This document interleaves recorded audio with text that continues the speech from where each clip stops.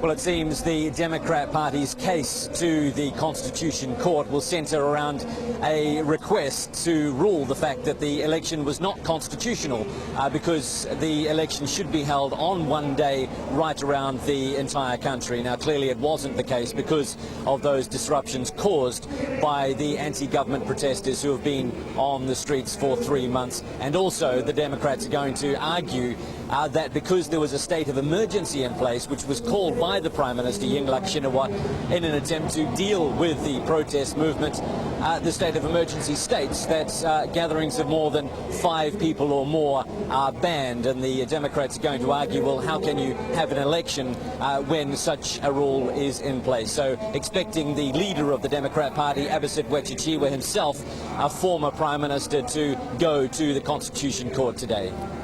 And Wayne, we shouldn't lose sight of the fact that central to all of this are the allegations of corruption that have been put against the government. Those are not going to go away, are they?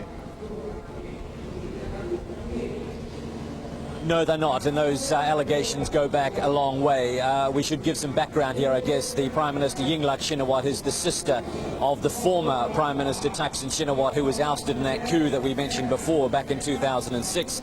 He was subsequently convicted of abusing his power and now lives in self-imposed exile, avoiding a jail term. And the protesters who we see on the streets of Bangkok still after 3 months have always argued that the Shinawatra family, including the current Prime Minister and her government, are corrupt, and that the only reason that they are so popular when it comes to polls, and they have won every election in Thailand since 2001, is because they buy votes. That is the allegation that the protesters have made, and that's why they didn't want that election on Sunday to take place, and it's why they will continue to protest, and why they will continue to protest if we are going to see those by-elections, which, as I say, are scheduled to take place on February 23rd.